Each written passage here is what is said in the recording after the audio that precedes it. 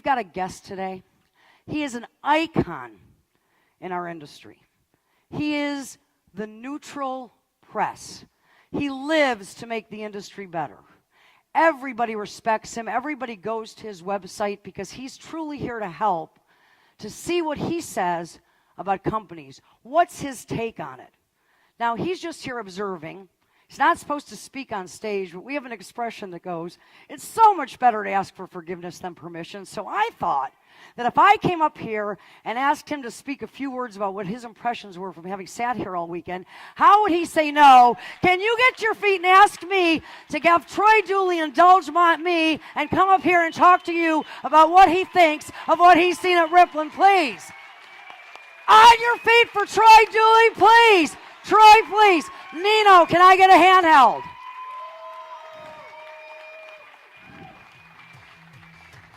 Troy, you got to forgive me, but what's a girl to do? I've got you in the room. I've got all these people here who follow you. And, you know, I figure after everything you've seen, I'm going to take the chance that what you're going to say is going to be good. I almost left. I get in the elevator, Lisa's with me, and the first thing out of this little lady's mouth is, "You're a hater." I didn't say that. Not you, the other lady. Okay. You know, and it's like, you know, you get called hater, you get called hero, you get called idiot. Here's what I've seen. I don't know a lot about the Blue Ocean strategy. Started reading it after Brian introduced me to it. But I do know a lot about why. One of my heroes is named Simon Sinek. Wrote a book, Start With Why. Most companies at this stage know what they do or why they do it. Or how they do it, not why they do it. Brian, Jonathan, Lisa, Terry, the people behind the scenes, I've learned through you guys, know why they're doing it. See, there's a difference between a trend or a thought or an idea and a movement. You guys haven't talked about money, but every one of you that shared about changing a little piece of their world. That's different than what you see sometimes in network marketing.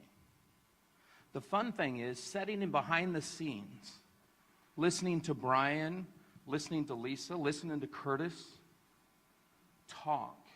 It's not about the money. None of them need the money. So to create a movement, to innovate something, is why they're doing that. That's a whole lot different than what I first perceived. Now, these folks are marketing gurus. Each one of them in their own right, I've stolen something from over the years. Or in Russell's case, paid a hell of a lot of money for it. But why we've become what we've become is because I've learned something from each of them. So to see cultures mix, to see internet marketers, affiliate marketers say, wait a minute, there's something here. To see network marketers say, wait a minute, we want to jump on the bandwagon.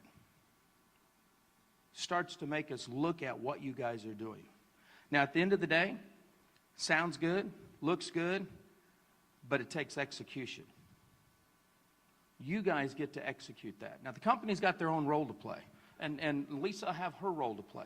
And Brian will have his role to play. But at the end of the day, you're the early adapters.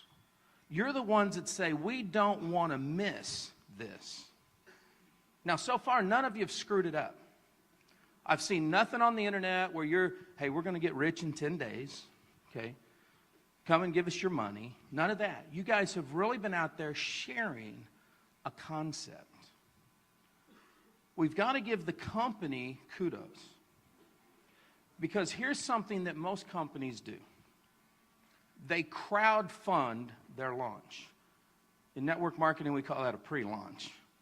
Okay, they got an idea, but they don't have any money, so they say, hey, you guys come on in, pay us $300 or $400 or $2,000 or $3,000. And once we have that money in the coffers, we'll go buy product, or we'll put our servers together, we'll do all this. How many saw my first video that I did on Rippln? Okay. Great marketers. That's the first thing we said. I loved the freshness. Instead of fear of loss, it's you got to be on the inside, and it's a tight click. So we only got 5 invite codes. Love that. We questioned the compensation structure. Now, sometimes people will say, Troy, why don't you call the company first? Regulators don't do that either.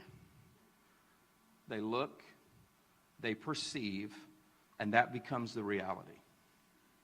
So we look and we perceive, and then we video, and then we shoot it. Because that's what regulators do. How many of you make $100 an hour in here?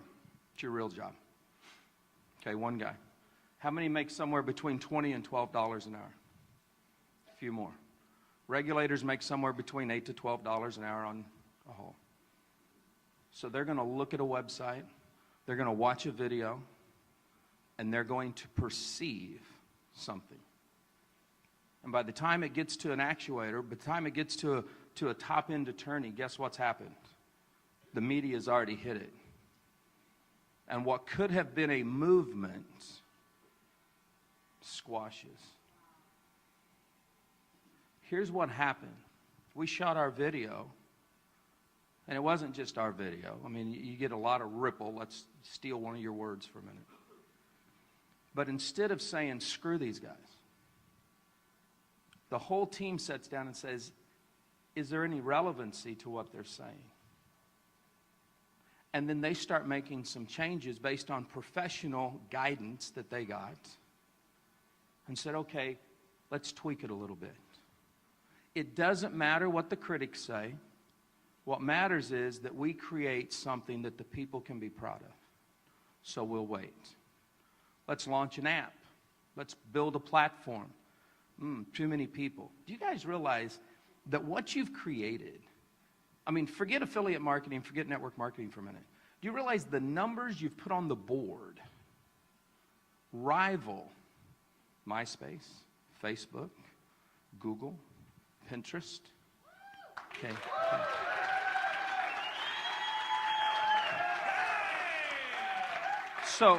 So give this some thought. It wasn't the company that did that, that was you. If you can do that, okay, and then the company can execute when everything is ready, you'll send not a ripple, but a tsunami across the board. Okay. Now, the last real company inside our niche to do that was a little bitty company that launched in 1977 with a little bald-headed dude from Georgia. 8 people that believed in him and 75 soldiers. In 1977, there were 2,000 life insurance companies in America. Today, there's less than 100.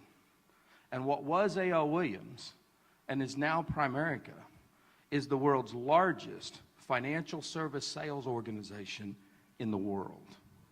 They have the largest amount of insurance in the books than anybody. Because one guy brought together a team of visionaries. And they rallied first adapters that said, we can change the world. Now the question's going to be, because Brian's done this, but the question is, do you really want to change the world?